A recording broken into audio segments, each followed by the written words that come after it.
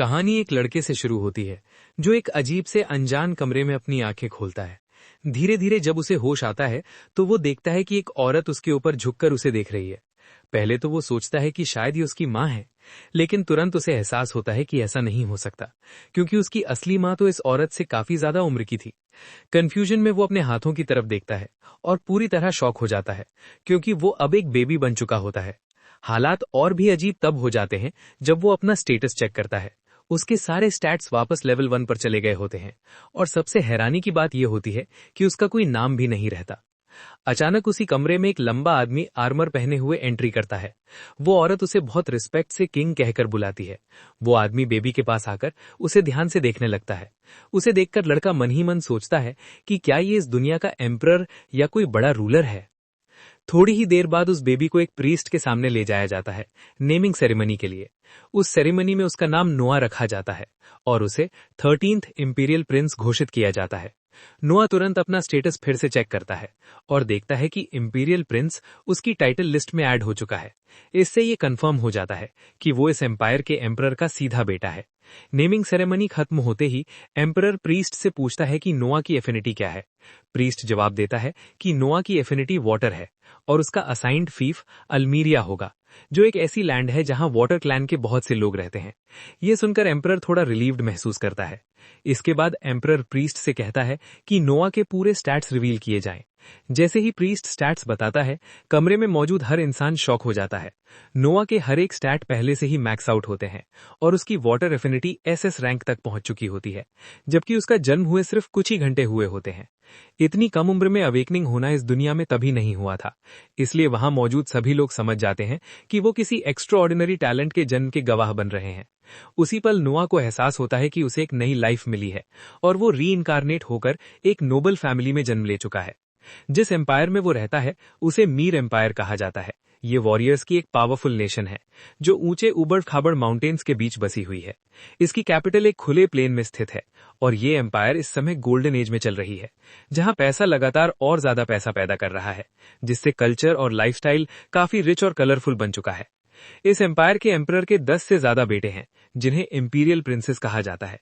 लोग इन प्रिंसेस को बहुत पसंद करते हैं और उन्हें सबसे प्रेस्टिजियस नोबल्स माना जाता है। नोआ की री इनकारनेशन के 6 साल बाद उसे एक जरूरी बात समझ में आती है।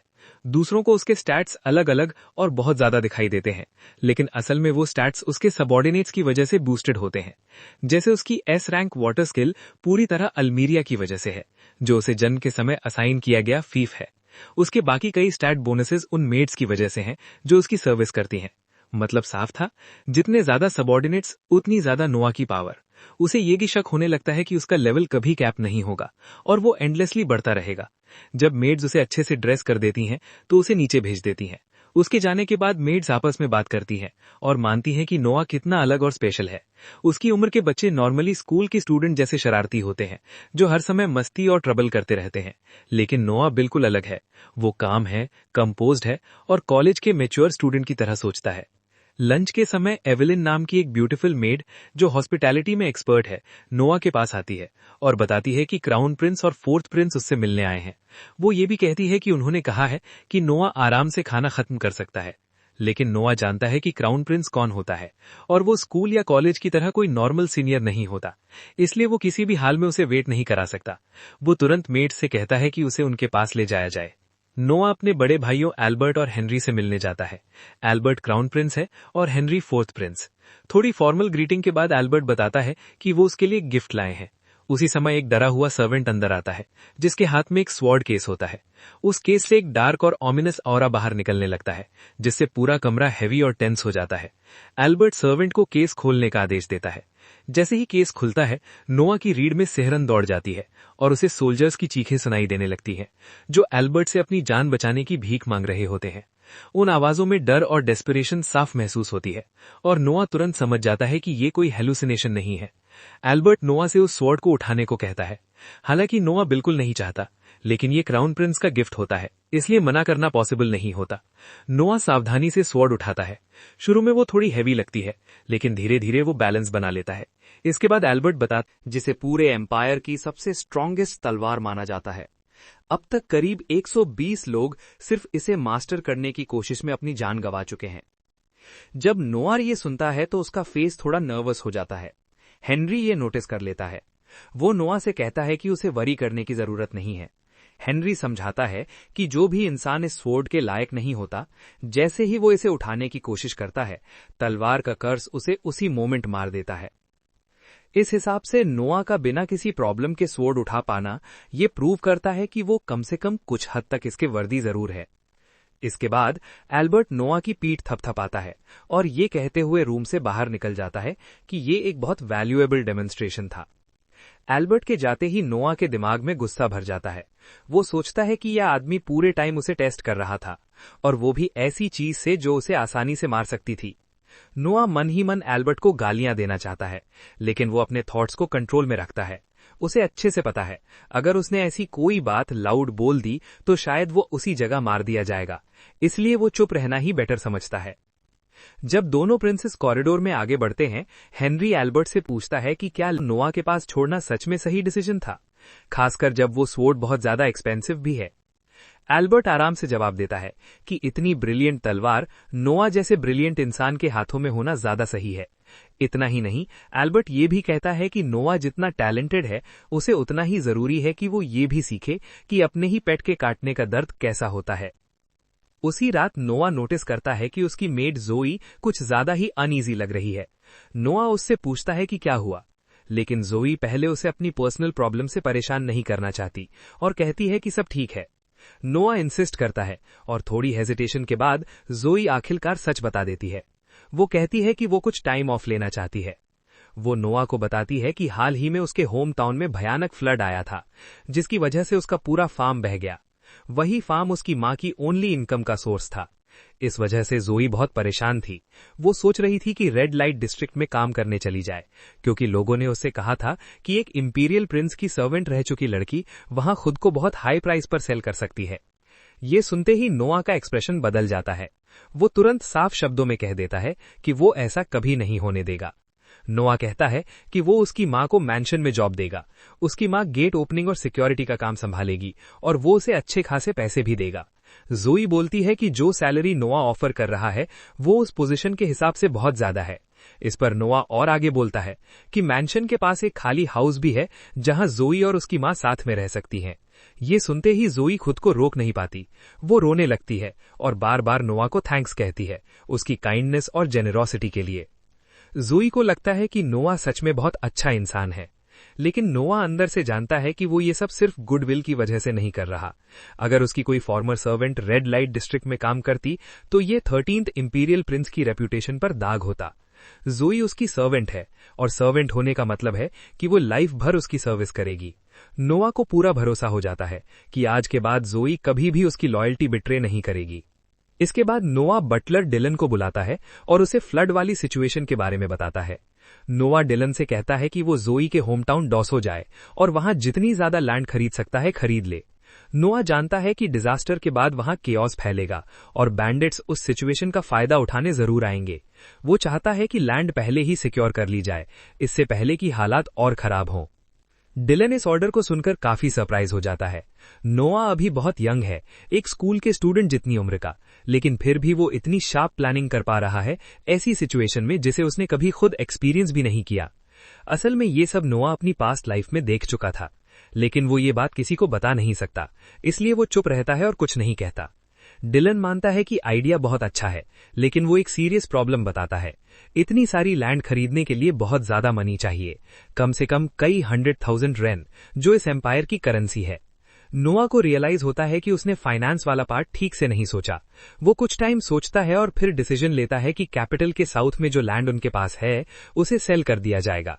डिलन को यह सुनकर डाउट होता है, क्योंकि वो लैंड खुद किंग ने नोआ को गिफ्ट की थी और बिना परमिशन उसे सेल करना एक सीरियस क्राइम भी माना जा सकता है।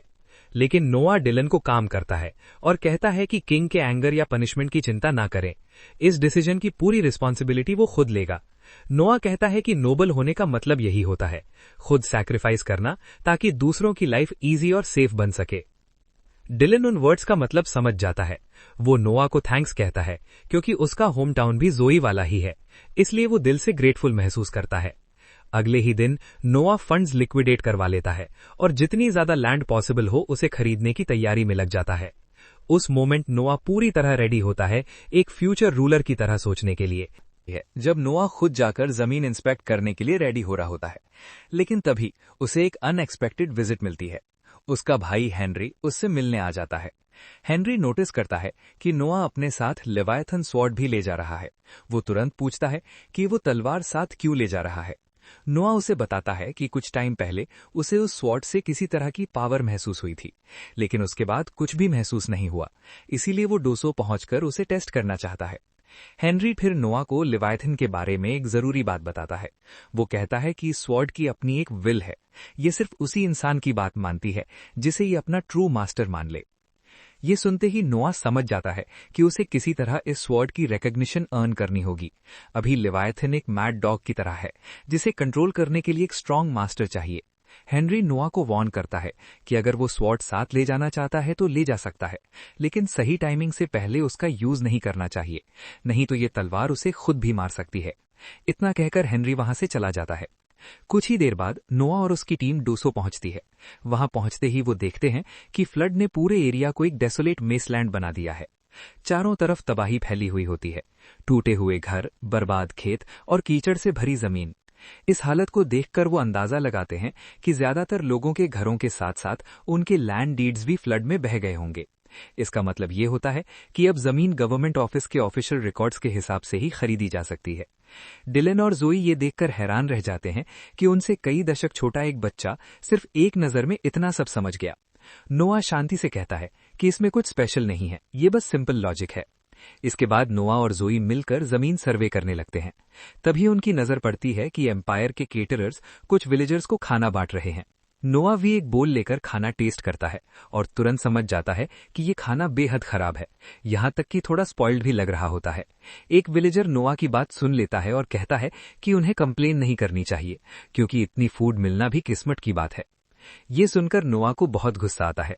उसे यकीन नहीं होता कि डिजास्टर के टाइम एम्पायर अपने लोगों को ऐसा घटिया खाना दे रही है। तभी अचानक लोकल गवर्नमेंट ऑफिशियल लॉर्ड गाल वहां इंस्पेक्शन के लिए पहुंचता है। गाल को अच्छी तरह पता होता है कि विलेजर्स को जो खाना दिया जा रहा है वो बहुत खराब क्वालिटी का है, लेकिन उसे फर्क नहीं पड़ता क्योंकि वो खुद वो खाना नहीं खा रहा। नोआ अब और बर्दाश्त नहीं कर पाता। वो सीधे गाल को कन्फ्रंट करता है और उस पर आरोप लगाता है कि उसने फूड राशन के पैसे एम्बेजल किए हैं। नोआ कहता है कि सही खाना देने के बजाय गाल पैसा चुरा रहा है और लोगों को स्लॉप खिला रहा है। हैरानी की बात यह होती है कि गाल इस बात से बिल्कुल भी इनकार नहीं करता, वो खुलेआम मान लेता है। वो कहता है कि फूड चेन के टॉप पर बैठे लोग सबसे पहले खाने के हकदार होते हैं। ये कहकर वो और उसके आदमी हंसने लगते हैं। उनका ये एटीट्यूड देखकर नोआ का गुस्सा और भड़क जाता है। वो गाल को उसके क्राइम्स के कॉन्सिक्वेंसेस के बारे में वार्न करता है, लेकिन गाल को ये पसंद नहीं आता कि कोई बच्चा उसे लेक्चर दे। वो अपनी स्वॉर्ड निकालता है और नोआ पर अटैक करने की तैयारी करता है। उसी मोमेंट स्वॉर्ड खुद बाहर निकल आती है और नोआ के पास हवा में हवर करने लगती है। तलवार नोआ को टेस्ट करना शुरू कर देती है। वो अपनी पावर उसके बॉडी में डालती है, ये जज करने के लिए कि वो वर्दी है या नहीं। नोआ के शरीर के कुछ हिस्से डार्क होने लगते हैं। ऐसा लगता है जैसे स्वॉर्ड का कर्स उसे निगल लेगा। जब लगता है कि नोआ हारने ही वाला है, तभी उसके अंदर एड्रेनलिन और विल पावर की जबरदस्त वेव आती है। नोआ लेवाइथन को प्रूव कर देता है कि वो उसकी पावर सह सकता है। थोड़ी स्ट्रगल के बाद लेवाइथन पूरी तरह नोआ के सामने सबमिट कर देती है। ये देखकर गाल और ज्यादा एनरेज्ड हो जाता है। वो नोआ को मारने के लिए आगे बढ़ता है, लेकिन इस बार नोआ पहले अटैक करता है और लेवाइथन से एक ही बार में गाल का सिर अलग कर देता है। अपने लीडर को मरते देख उसके लैकीज गुस्से से भर जाते हैं और नोआ पर हमला करने की तैयारी करते हैं। उन्हें इंटिमिडेट करने के लिए नोआ लेवाइथन को जमीन पर मारता है। उस अटैक से एक मैसिव क्रेटर बन जाता है, जो इतना गहरा होता है कि उसका बॉटम दिखाई भी नहीं देता। इस पावर को देखकर खुद नोआ भी शॉक हो जाता है। कुछ देर बाद डोसो का नाइट कैप्टन रोवन वहां पहुंचता है और सामने का सीन देखकर दंग रह जाता है। जैसे ही उसे पता चलता है कि नोआ 13th इंपीरियल प्रिंस है, वो तुरंत घुटनों पर बैठ जाता है। बाकी लोग कंफ्यूज हो जाते हैं, लेकिन रोवन नोआ की आइडेंटिटी अनाउंस कर देता है। ये सुनते ही वहां मौजूद सभी लोग डर और रिस्पेक्ट के साथ झुक जाते हैं। नोआ सबको बताता है कि गाल और उसके आदमी विलेजर्स से चोरी कर रहे थे, इसी वजह से गाल को एग्जीक्यूट किया गया। नोआ रोवन को आदेश देता है कि बाकी करप्ट ऑफिशियल्स को भी प्रॉपर पनिशमेंट दिया जाए। वो ये भी कमांड देता है कि फूड डिस्ट्रीब्यूशन दोबारा ठीक तरीके से शुरू की जाए ताकि विलेजर्स पेट भरकर खा सके। ये सुनकर विलेजर्स खुशी से भर जाते हैं और नोआ की तारीफ करने लगते हैं उन्हें बचाने के लिए। उधर एल्बर्ट को रिपोर्ट मिलती है कि नोआ ने लिवायथन स्वॉर्ड को सक्सेसफुली टेम कर लिया है।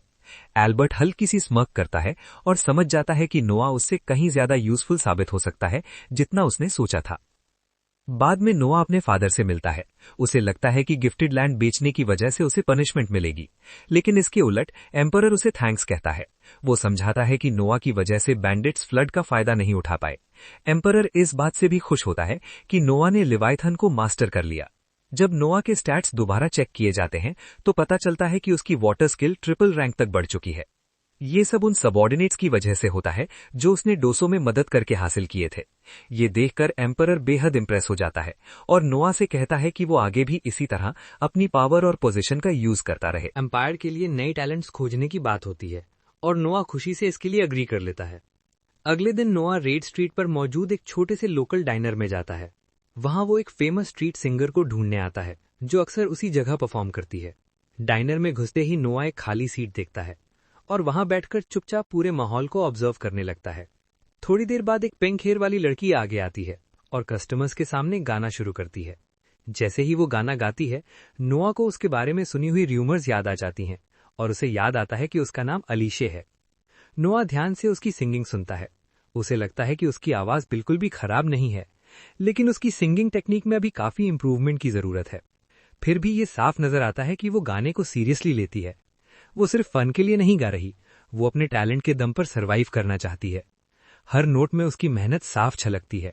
अचानक डाइनर का माहौल पूरी तरह बदल जाता है। 3 रफ दिखने वाले आदमी अंदर घुस आते हैं। वे जोर जोर से चिल्लाने लगते हैं और सबका टेंशन अपनी तरफ खींच लेते हैं। वे सीधे अलीशे पर चिल्लाते हैं और पूछते हैं कि वो गाना गाकर टाइम वेस्ट क्यों कर रही है, जबकि उसके पेरेंट्स का डेट अभी तक चुकाया नहीं गया। ये सुनते ही अलीशे डर के मारे पीछे हट जाती है। तीनों आदमी उसे घेर लेते हैं। कांपती हुई आवाज में वो कहती है कि उसके पास अभी इनफ पैसा नहीं है, लेकिन वो पूरी कोशिश कर रही है क्योंकि उसके पास देने के लिए और कुछ भी नहीं है। इसके बाद वे आदमी आपस में बात करने लगते हैं कि एक औरत डेट चुकाने का दूसरा तरीका क्या हो सकता है। डाइनर में बैठे लोग ये सब देखकर शॉक और डिस्गस्ट महसूस करते हैं, लेकिन कोई कुछ भी करने की हिम्मत नहीं करता। इससे पहले कि सिचुएशन और खराब हो, नोआ अचानक अपनी सीट से खड़ा हो जाता है। वो शांति से उन आदमियों की तरफ बढ़ता है। नोआ उन्हें याद दिलाता है कि ये इंपीरियल लॉ के खिलाफ है किसी बच्चे को उसके पेरेंट्स के डेट के लिए मजबूर करना। वे आदमी उसकी बात सुनकर हंसते हैं और सोचते हैं कि ये बस एक स्पॉइल्ड और क्लूलेस ब्रैट है। उनमें से एक नोआ की शर्ट पकड़ लेता है और उस पर अटैक करने की तैयारी करता है, लेकिन उसी पल नोआ लेवियथिन सॉर्ड की पावर का इस्तेमाल करता है। एक ओवरवेलमिंग फोर्स पूरे डाइनर में फैल जाती है। वो ताकत देखकर वहां मौजूद हर इंसान सन्न रह जाता है। नोआ की टेरिफाइंग स्ट्रेंथ देखकर तीनों आदमी पैनिक में आ जाते हैं और बिना समय गंवाए डाइनर से भाग जाते हैं, इससे पहले कि मामला और बिगड़े। खतरा खत्म होते ही नोआ अलीशे की तरफ मुड़ता है और बहुत सॉफ्टली उससे बात करता है। वो उससे पूछता है कि हर महीने उसे कितना पैसा चाहिए। अलीशे बताती है कि उसका ज्यादातर खर्च उसकी मां के मेडिकल ट्रीटमेंट में चला जाता है। ये सुनने के बाद नोआ उससे कहता है कि अब से वो उसे हर महीने 25 रियान देगा ताकि वो पूरी तरह अपनी सिंगिंग पर फोकस कर सके। इतना ही नहीं, नोआ ये भी वादा करता है कि जैसे जैसे उसकी स्किल इंप्रूव होगी वैसे वैसे उसका पे भी बढ़ाया जाएगा। वो अलीशे को इनकरेज करता है कि वो बिना डर के अपने पैशन को परस्यू करती रहे। अलीशे नोआ का दिल से धन्यवाद करती है और कहती है कि वो उसकी काइंडनेस को कभी नहीं भूलेगी। वो प्रॉमिस करती है कि वो उसे डिसअपॉइंट नहीं करेगी और अपनी सिंगिंग में पूरी मेहनत लगाएगी। उसी शाम नोआ वापस पैलेस लौटता है तो वो देखता है कि वही 3 आदमी जिनसे उसने डाइनर में सामना किया था, पैलेस गेट के सामने घुटनों पर बैठे हैं। वे सिर झुकाकर माफी मांग रहे होते हैं। नोआ उन्हें थोड़ी देर देखता है और समझ जाता है कि अब उन्हें पता चल गया है कि वो असल में कौन है। नोआ उनसे मिलने नहीं जाता। वो मेट से कहता है कि उन्हें वहां से भेज दिया जाए। वो समझाता है कि प्रिंस कोई ऐसा इंसान नहीं है जिससे जब चाहे तब मिला जा सके। थोड़ी देर बाद नोआ का बड़ा भाई हेनरी अंदर आता है और नोआ के डिसीजन से अग्री करता है। हेनरी मानता है कि उनसे न मिलना सही फैसला था, क्योंकि ऐसे लोगों को आसानी से रॉयल्टी तक पहुंच देना रॉयल फैमिली की वैल्यू और अथॉरिटी को कम कर देता है। इसके बाद नोआ हेनरी को अंदर ले जाता है और नोआ को बताता है कि उसका फैसला सिर्फ रॉयल डिग्निटी की वजह से नहीं था। वो डाइनर में हुई पूरी घटना एक्सप्लेन करता है और कहता है कि अगर वो खुद उन आदमियों से मिलता तो वे यही सोचते रहते कि वो उनसे नाराज है। वो डर उन्हें अलीशे से दूर रखता और नोआ यही चाहता था। हेनरी इस सोच से ऑनेस्टली इम्प्रेस हो जाता है। इतनी कम उम्र में नोआ कई स्टेप्स आगे सोच पा रहा था। हेनरी मानता है कि नोआ की उम्र के आसपास के उसके भाई भी इतना आगे नहीं सोच पाते। बात बदलते हुए हेनरी नोआ से लेवियथन सॉर्ड के बारे में पूछता है और जानना चाहता है कि क्या र्यूमर्स सच हैं।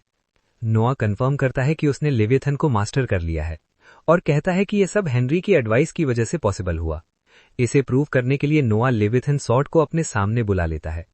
ऐसा लगता है जैसे वो हवा में कहीं से भी प्रकट हो गई हो।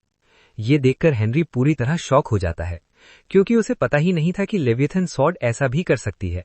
नोआ समझाता है कि तलवार सच में कहीं से पैदा नहीं हुई, वो उसकी स्लीव के नीचे छुपी हुई थी और कमांड मिलने पर साइज में एक्सपांड हो गई, क्योंकि इस तलवार की अपनी एक विल है। और असल में वही स्वॉर्ड नोआ को ये टेक्निक सिखाती है।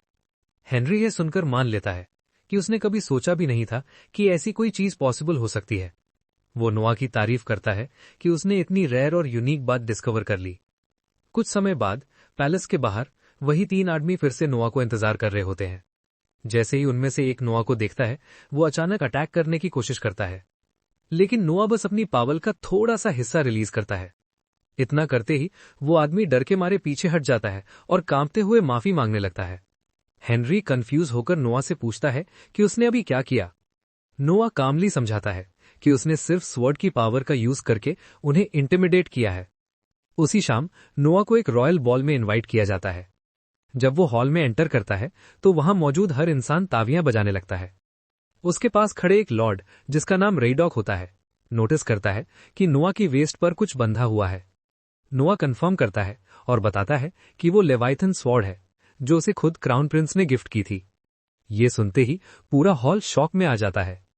सभी लोग लेवाइथन को पहचानते हैं, जो एक नेशनल ट्रेजर मानी जाती है। ऐसा माना जाता है कि इस स्वॉर्ड को कंट्रोल करना लगभग इम्पॉसिबल है। वहां मौजूद एक गेस्ट मान लेता है कि ये स्वॉर्ड फेक होगी या फिर कोई रेप्लिका होगी। उनकी गलतफहमी दूर करने के लिए नोआ स्वॉर्ड की पावर का थोड़ा सा हिस्सा रिलीज करता है। तुरंत ही पूरा हॉल एक भारी दबाव से भर जाता है। सभी गेस्ट्स डर के मारे झुक जाते हैं, क्योंकि उन्हें उस ओवरवेलमिंग फोर्स का एहसास होता है। जैसे ही नोआ पावर को वापस रोक लेता है, सभी लोग सच्चाई मानने को मजबूर हो जाते हैं। वे सब शौक और रिस्पेक्ट से भर जाते हैं कि इतनी कम उम्र का बच्चा असल लेवाइथन स्वॉर्ड को कंट्रोल कर पा रहा है। इसके बाद पूरे इवेंट में एक के बाद एक नोबल्स नोआ से मिलने के लिए लाइन में लग जाते हैं। हर कोई उसे पोलाइटली ग्रीट करता है और कहता है कि उसके सामने खड़े होना उनके लिए एक ऑनर की बात है। नोआ हर इंट्रोडक्शन को ध्यान से सुनता है और काम और रिस्पेक्टफुल तरीके से जवाब देता है। कुछ देर बाद अगले लोग आगे आते हैं। वे होते हैं ब्रायन एलन, जो ब्रायन कंपनी के हेड हैं। उनके साथ उनकी बेटी सिंडी भी होती है। नोआ दोनों को ध्यान से ऑब्जर्व करता है। थोड़ी देर देखने के बाद नोआ एक सरप्राइजिंग बात समझ जाता है। उसे एहसास होता है कि सिंडी ब्रायन की बायोलॉजिकल डॉटर नहीं है, बल्कि अडॉप्टेड डॉटर है। इतना ही नहीं, नोआ ये भी समझ जाता है कि सिंडी पहले एक स्लेव हुआ करती थी। वो ये बात सिंडी की आंखों से पहचान लेता है। उसकी आंखों में सतर्क और खोजती हुई नजर होती है, जो सिर्फ उन्हीं लोगों में होती है जो कभी स्लेव रह चुके होते हैं और हर पल अपने आसपास पर नजर रखते थे। ब्रायन ये सुनकर पूरी तरह शॉक हो जाता है कि नोआ ने सिर्फ देखकर इतनी सारी बातें समझ ली। ब्रायन नोआ के सामने घुटनों पर बैठ जाता है और मान लेता है कि यह सब सच है। वो बताता है कि उसने पहले सिंडी को स्लेव के रूप में खरीदा था, लेकिन बाद में उसने देखा कि सिंडी बहुत तेज सीखती है और काफी इंटेलिजेंट है। इसी वजह से उसने सिंडी को अपनी बेटी के रूप में अडॉप्ट कर लिया। ये सुनकर नोआ सच में खुश हो जाता है, क्योंकि उसे ऐसी स्टोरी सुनना बहुत पसंद है जहां किसी की लाइफ बेटर बन जाती है। नोआ मुस्कुराता है और ब्रायन और सिंडी को इनवाइट करता है कि वे कभी उसके मैंशन आए। वो कहता है कि वो सिंडी की कहानी और सुनना चाहता है। ब्रायन रिस्पेक्ट के साथ अग्री करता है और कहता है कि उसके लिए ये सौभाग्य की बात होगी। इसके बाद ब्रायन और सिंडी पोलाइटली इवेंट से चले जाते हैं। अगले दिन नोआ शहर में आराम से टहल रहा होता है। तभी उसकी मुलाकात उसके भाई ऑस्कर से होती है। ऑस्कर किंगडम का 8th प्रिंस होता है। थोड़ी देर कैजुअल बातचीत के बाद ऑस्कर नोआ को ट्रेजर हंट पर चलने का इनवाइट देता है। ऑस्कर कहता है कि उसके पास उस दिन करने के लिए कुछ खास नहीं है, इसलिए साथ चलना अच्छा रहेगा। नोआ अग्री कर जाता है और दोनों तुरंत कोबाल्ट स्ट्रीट की तरफ निकल पड़ते हैं। नोआ पहले कभी कोबाल्ट स्ट्रीट नहीं आया होता, लेकिन उसने इसके बारे में कई रूमर्स सुने होते हैं। कहा जाता है कि पूरे एम्पायर की एंटीक्स यहीं मिलती हैं, लेकिन ऑस्कर बताता है कि यह जगह फेक सामान के लिए भी फेमस है। इसी वजह से फेक चीजों के बीच से रियल ट्रेजर पहचान पाना हर नोबल की बेसिक स्किल मानी जाती है। दोनों पूरा दिन शॉप्स और स्टॉल्स में घूमते रहते हैं, लेकिन उन्हें कुछ खास नहीं मिलता। आखिर में ऑस्कर कहता है कि अब दिन खत्म कर देना चाहिए और वापस लौट चलना चाहिए। जाने से ठीक पहले नोआ की नजर एक बुक पर पड़ती है जो उसे इंटरेस्टिंग लगती है। वो उस बुक को खरीदने का डिसीजन ले लेता है। ऑस्कर बुक को ध्यान से देखता है और अचानक शॉक में फ्रीज हो जाता है। उसे एहसास होता है कि ये बुक एंड्रिया नाम के लेजेंडरी सोर्सलर की ग्रिमोर है। ऑस्कर को पूरा यकीन हो जाता है कि ये असली है, फेक नहीं है। अगर ये सच में रियल है तो इसके अंदर लिखी चीजों के हिसाब से इसकी कीमत 1000 रेन तक हो सकती है। ऑस्कर नोआ से पूछता है कि उसे कैसे पता चला कि ये बुक रियल है, लेकिन असल सच्चाई ये होती है कि नोआ को खुद भी नहीं पता था। नोआ ने वो बुक सिर्फ इसलिए खरीदी थी क्योंकि जैसे ही उसने उसे टच किया उसके विन स्टैट में प्लस ऐड हो गया। वो स्ट्रेंज रिएक्शन देखकर नोआ को लगा कि ये बुक जरूर स्पेशल है। अचानक नोआ के दिमाग में एक आइडिया आता है। वो लेवाइथन स्वॉर्ड निकालता है और धीरे धीरे उसकी एनर्जी ग्रिमोर में डालना शुरू करता है। थोड़ी देर बाद नोआ का उस बुक पर से कंट्रोल छूट जाता है। वो बुक उसके हाथों से फिसलकर जमीन पर गिर जाती है और अपने आप खुलकर एक स्पेल वाले पेज पर रुक जाती है। उसी मोमेंट कुछ अनएक्सपेक्टेड हो जाता है। वो फोरबिडन टोम एक्टिवेट हो जाती है और उसके अंदर सील की हुई सॉर्सरर की सोल सीधे उनके सामने मटेरियलाइज हो जाती है। ऑस्कर तुरंत समझ जाता है कि सिचुएशन कितनी डेंजरस हो चुकी है। वो जोर से नोआ को चिल्लाकर कहता है कि जल्दी से वहां से भाग जाए, लेकिन नोआ भागने के बजाय शांति से लेवाइथन स्वॉर्ड उठाता है और एक ही बार में पूरी ताकत से स्विंग करता है। उसका बैक सीधे सॉर्सरर की सोल पर लगता है और वो सोल पूरी तरह खत्म हो जाती है। नोआ अकेले ही एनिमी को डिफीट कर देता है। सब कुछ शांत होने के बाद नोआ अपना स्टेटस स्क्रीन देखता है। उसे नोटिस होता है कि उसकी विंड स्किल एसएस रैंक तक पहुंच चुकी है। ये देखकर वो थोड़ा सरप्राइज होता है, लेकिन ज्यादा सोचता नहीं। वो तुरंत पलटकर ऑस्कर को देखने जाता है। ऑस्कर पूरी तरह स्टन्ड होता है। उसे यकीन ही नहीं होता कि उसने अभी क्या देखा। वो बार बार सोचता है कि नोआ ने इतनी जल्दी इतना डिसाइसिव मूव कैसे लिया और इतनी कम टाइम में इतना स्ट्रांग कैसे बन गया। ऑस्कर अभी ये सब प्रोसेस भी नहीं कर पाता कि तभी एक मर्चेंट आगे आता है और उनके सामने घुटनों पर बैठ जाता है। वो अपना नाम एलन बताता है, जो पास की एक एंटीक शॉप का ओनर होता है। एलन कहता है कि नोआ का फीट देखकर वो खुद को रोक नहीं पाया। वो उन्हें एक आर्टिफैक्ट दिखाना चाहता है जिसे वो असली ट्रेजर मानता है। वो उनसे रिक्वेस्ट करता है कि वे उसके शॉप तक चलें। शॉप के अंदर पहुंचकर एलन एक स्ट्रेंज और रेयर रिंग दिखाता है। वो बताता है कि र्यूमर है कि ये रिंग सिर्फ अपने राइटफुल ओनर के सामने अपनी असली फॉर्म दिखाती है। उसके मुताबिक अब तक कई लोगों ने इसे पहना, लेकिन इसने किसी पर भी रिएक्ट नहीं किया। ये सुनकर नोआ सोचता है कि शायद ये रिंग बेकार जंक हो, लेकिन एलन तुरंत मना कर देता है। वो कहता है कि उसे नहीं लगता कि ये फेक है, क्योंकि उसने कई बार इस रिंग को बेचने की कोशिश की, लेकिन हर बार ये किसी न किसी तरह वापस उसकी शॉप में आ जाती है बिना किसी एक्सप्लेनेशन के। क्यूरियस होकर नोआ रिंग पहनने का फैसला करता है। जैसे ही वो रिंग अपनी उंगली में डालता है, उसे एक अनजान आवाज सुनाई देती है जो सीधे उसके दिमाग में बोलती है। वो आवाज कहती है कि ये रिंग ट्रिपल रेयरिटी की है और नोआ को अपना नया ओनर मानती है। इसके तुरंत बाद रिंग रिएक्ट करना शुरू कर देती है। एक अजीब सी लाइट निकलती है और वो नोआ के बॉडी के चारों तरफ लिपटने लगती है। धीरे धीरे वो लाइट टॉप टियर आर्मर में बदल जाती है, जो पूरी तरह नोआ को कवर कर लेती है। ये देखकर ऑस्कर और एलन दोनों समझ जाते हैं कि नोआ ही इसका ट्रू ओनर है। नोआ एलन से कहता है कि वो रिंग ले लेगा और पेमेंट बाद में भेज देगा। एलन कुछ बोले उससे पहले ऑस्कर बीच में आ जाता है। वो नोआ से कहता है कि पेमेंट की चिंता ना करे। ऑस्कर खुद पेमेंट हैंडल करने की बात करता है और नोआ से कहता है कि वो रिंग को गिफ्ट समझ ले। सब तय हो जाने के बाद नोआ रिंग एक्सेप्ट कर लेता है। कुछ देर बाद ऑस्कर नोआ को ड्रॉप करता है और उसे फेयरवेल कहता है। जैसे ही नोआ अंदर जाने वाला होता है, डाइनल वाला वही रग्ड आदमी अचानक उसकी तरफ दौड़ता है और स्वॉर्ड से हमला करने की कोशिश करता है। अटैक लगने से पहले ही रिंग उस आदमी की हॉस्टाइल इंटेंट को महसूस कर लेती है और तुरंत एक प्रोटेक्टिव शील्ड बना लेती है। स्वॉर्ड पूरी तरह ब्लॉक हो जाती है। कैरेज ड्राइवर तुरंत रिएक्ट करता है और अटैकर को जमीन पर गिराकर पकड़ लेता है। ऑस्कर ये पूरा सीन देखता है और बहुत इंप्रेस हो जाता है। वो देखता है कि नोआ ने रिंग की प्रोटेक्शन कितनी नेचुरली यूज की। जिस स्मूथ तरीके से रिंग एक्टिवेट हुई, उससे ऑस्कर समझ जाता है कि नोआ पहले ही उसकी पावर मास्टर करना शुरू कर चुका है। उसी रात नोआ फिर से डाइनल जाता है, अलीची को गाते हुए देखने के लिए। जब वो परफॉर्म कर रही होती है तभी दो ड्रंक आदमी स्टेज पर चढ़ जाते हैं और अलीची को लेकर आपस में लड़ने लगते हैं। नोआ ऑलमोस्ट इंस्टेंट उनके सामने आ जाता है और बीच में इंटरवीन करता है। वो लिवायथिन स्वॉर्ड से उन दोनों पर वार करता है और दोनों आदमी डाइनर से बाहर उड़ जाते हैं। डर के मारे वे सिर्फ अंडरवेयर में ही वहां से भाग जाते हैं। सिचुएशन शांत होने के बाद नोआ डाइनर ओनर से बात करता है और उसे कहता है कि ऐसे लोगों को अंदर ना आने दिया करे। ओनर गहरी सांस लेता है और बताता है कि अनफॉर्चुनेटली ऐसे ड्रंक लोग ही उसका बिजनेस चलाते हैं। नोआ उसकी बात समझ जाता है और उसी मोमेंट एक डिसीजन लेता है। वो पूरा डाइनर 1000 रैंड में खरीदने का ऑफर देता है। ओनर शॉक हो जाता है लेकिन दिल से ग्रेटफुल होता है और ऑफर एक्सेप्ट कर लेता है। इसके बाद अलीची नोआ के पास आती है और कहती है कि वो समझ नहीं पा रही कि वो उसका कर्ज कैसे चुकाए। नोआ सॉफ्टली मुस्कुराता है और कहता है कि उसे कुछ भी चुकाने की जरूरत नहीं है।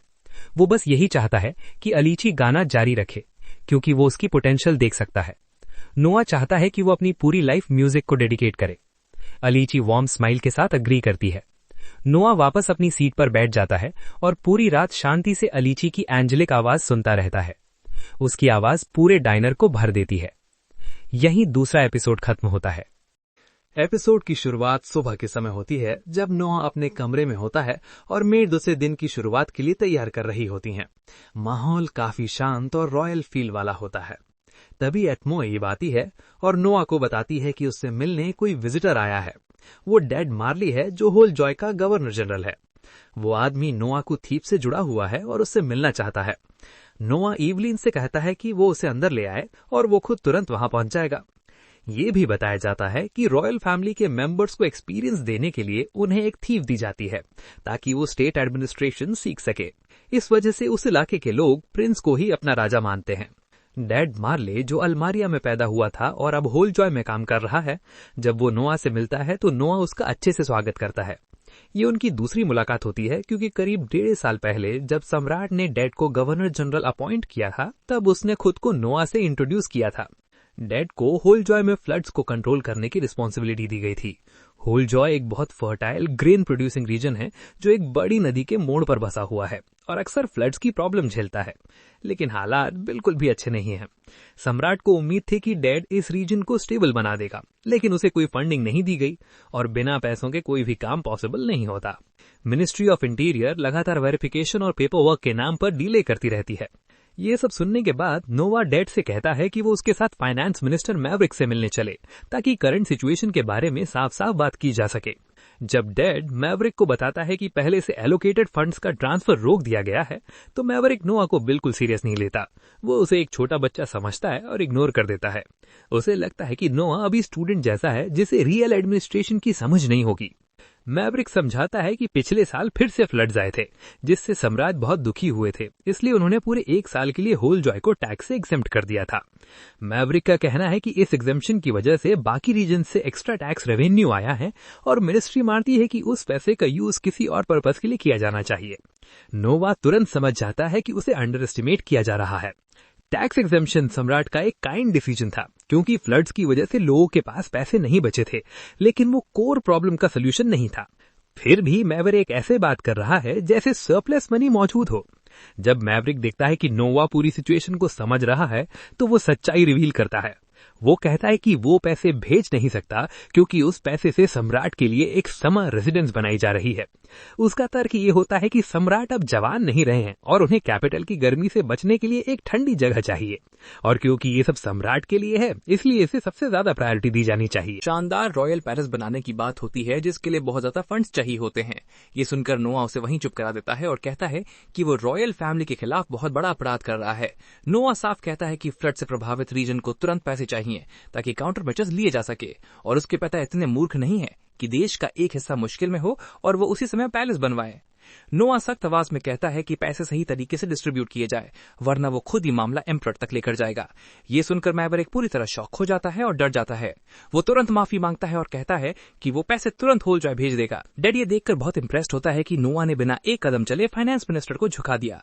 वो नोआ को धन्यवाद देता है और कहता है कि उसने बहुत स्मार्ट तरीके से मिनिस्टर की ही गलत बातों को उसके खिलाफ इस्तेमाल किया। डैड जल्दी से निकल जाता है ताकि फिर सिचुएशन संभाल सके। जब नोआ वापस कैसल आता है तो एक गार्ड उसे बताता है कि एम्परर खुद उसे बुला रहे हैं। जब जब नोआ एम्परर से मिलता है तो उसके पिता उसे फाइनेंस मिनिस्टर को हैंडल करने के लिए कांग्रेचुलेट करते हैं। एम्परर कहते हैं कि उन्होंने सुना है कि नोआ ने होल जॉय के मामले में उसे अच्छी सीख दी।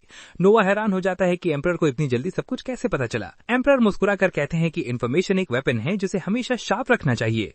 वो नोआ की तारीफ करते हैं कि उसने ऑनेस्टी के साथ सही काम किया और कहते हैं कि 6 साल से भी कम उम्र के बच्चे के लिए ये वाकई अमेजिंग है। नोआ जवाब देता है कि उसने बस वही किया जो जरूरी था। इसके बाद एम्परर मैजिक स्वॉर्ड लेवाइथन की बात करते हैं। वो कहते हैं कि स्वॉर्ड का पास्ट डार्क रहा है, फिर भी नोआ ने उसे कंट्रोल किया, जो बहुत स्पेशल बात है। एम्परर बताते हैं कि अगर नोआ ने स्वॉर्ड को नहीं रोका होता तो मार्केट में मौजूद हर इंसान मारा जाता। नोआ को स्वॉर्ड मास्टर करने में मदद करने के लिए एम्परर ने एक इंस्ट्रक्टर बुलाया है। उसका नाम डीमियन नोबल है, जो एम्पायर का सबसे बड़ा स्वॉर्ड्समैन माना जाता है। नोबल तुरंत नोआ के साथ स्पार करना चाहता है ताकि उसकी टैलेंट देख सके। एम्परर पहले मना करते हैं क्योंकि नोआ अभी बच्चा है, लेकिन नोबल भरोसा दिलाता है कि वो उसे चोट नहीं पहुंचाएगा। जब दोनों आमने सामने खड़े होते हैं तो नोआ अपनी स्वॉर्ड निकालता है और अटैक करता है। एक पल के लिए वो स्वॉर्ड के पिछले ओनर की मेमोरीज में खो जाता है, फिर अचानक वो दोबारा अटैक करता है और नोबल की स्वॉर्ड उसके हाथ से गिरा देता है। ये वही ताकत थी जो एक मैजिक स्वॉर्ड से उम्मीद की जाती है, जो खुद अपना मास्टर चुनती है। नोबल एम्परर से माफी मांगता है और कहता है कि उसके पास प्रिंस को सिखाने के लिए कुछ भी नहीं है। उसकी स्ट्रेंथ और स्पीड अभी एक चाइल्ड जैसी है, लेकिन उसने टेक्निक से मुझे डिसाइम कर दिया। उसके पास प्रोफेशनल लेवल स्वॉर्ड स्किल्स हैं।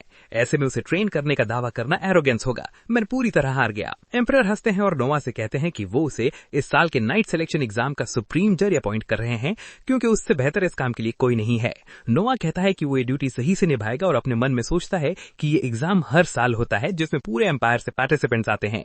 ये एक मार्शल नेशन है जहां मिलिट्री पावर को सबसे ज्यादा वैल्यू दी जाती है। यहाँ वॉरियर बनने का रास्ता ही ग्लोरी पाने का तरीका माना जाता है। आमतौर पर रीजनल लेवल विनर्स कैपिटल में फाइनल बैटल्स के लिए आते हैं। जो जीतता है वो नाइट बनता है और एलीट क्लास में शामिल हो जाता है। एक नए नाइट की पहले मिशन सुप्रीम जज का सबऑर्डिनेट बनना होती है। अगर मुझे कोई टैलेंटेड नाइट मिला तो मैं और स्ट्रांग बन जाऊंगा। एम्परर नोबल से पूछते हैं कि इवेंट कैसे ऑर्गेनाइज किया जाए। नोबल कहता है कि लीग सिस्टम या डायरेक्ट एलिमिनेशन दोनों में से एक चूज करना होगा। ये फैसला सुप्रीम जज को लेना होता है। नोआ कह रहा है कि वो रीजनल क्वालिफायर्स को खत्म करना चाहता है और सारे इवैल्यूएशन स्टेजेस कैपिटल में अपनी आंखों के सामने करवाना चाहता है। एम्पायर बहुत बड़ा है और वो हर रीजन के क्वालिफायर्स अटेंड नहीं कर सकता। वो नहीं चाहता कि कोई स्ट्रॉन्ग कैंडिडेट रैंडम रीजन से एलिमिनेट हो जाए या कोई टैलेंट मिस हो जाए। एम्परर उसकी बात से सहमत हो जाते हैं और कहते हैं जैसा तुम्हें ठीक लगे वैसा करो। सीन बदलता है जहां नोआ पैलेस में जूही से बात कर रहा होता है। वो पूछता है कि क्या उसके गांव से कोई नाइट एग्जाम में हिस्सा ले रहा है। जो जवाब देती है हाँ, एक ही इंसान जो हमारे छोटे से गांव की उम्मीद है और हर साल सिर्फ उसी को भेजा जाता है। नोआ उसे बताता है कि इस साल रीजनल क्वालिफायर्स कैंसिल कर दिए गए हैं, इसलिए वो चाहे तो ज्यादा लोगों को भेज सकते हैं। जो कहती है कि कैपिटल में ट्रैवल और रहने का खर्च बहुत ज्यादा होता है, इसलिए गांव की लोग डोनेशन इकट्ठा करके सिर्फ एक पर्सन को भेजते हैं और वही पूरे गांव की उम्मीद बनता है। इसी वजह से सब लोग इस एग्जाम को बहुत सीरियस लेते हैं। नोआ कहता है कि वो इस प्रॉब्लम को भी खत्म करेगा। वो ज्यादा से ज्यादा एप्लीकेंट्स में से चूज करना चाहता है और किसी टैलेंट को सिर्फ पैसों की वजह से नजरअंदाज करना गलत है। वो सारे ट्रैवल और अकोमोडेशन का खर्च खुद उठाएगा। ये एक्सपेंसिव जरूर होगा, लेकिन इसका मतलब ये नहीं कि वो कुछ गलत कर रहा है। नोआ ने कहा कि हम कुछ भी बिल्कुल जीरो से शुरू नहीं कर रहे हैं। इसके बाद उसने डायलन को बुलाया और उसे कहा कि कैपिटल में जितने भी वेकेंट हाउसेस हैं उनकी लिस्ट बनाओ और सबको बाय कर लो। अगर वो सफिशिएंट हुए तो ठीक है, और अगर नहीं हुए तो हम यूनिवर्सिटी डॉर्मेट्री जैसी बिल्डिंग बना देंगे ताकि स्टूडेंट्स जैसे कैंडिडेट्स को रहने में प्रॉब्लम ना हो। खाने के बारे में नोआ ने कहा कि वो उन सभी मर्चेंट से बात करेगा जिनसे हमारी ऑलरेडी अच्छे रिलेशंस हैं, और जरूरत पड़ी तो वो खुद सिटी में जाकर भी उनसे मिलेगा। इसके बाद नोआ बायरन से बात करता है। बायरन एक पेपर हाथ में लेकर कुछ पढ़ रहा होता है और कहता है ये तो अनबिलीवेबल है, हम एग्जाम की पूरी ड्यूरेशन के खाने की बात कर रहे हैं, इससे आपको बहुत बड़ा डेफिसिट झेलना पड़ेगा।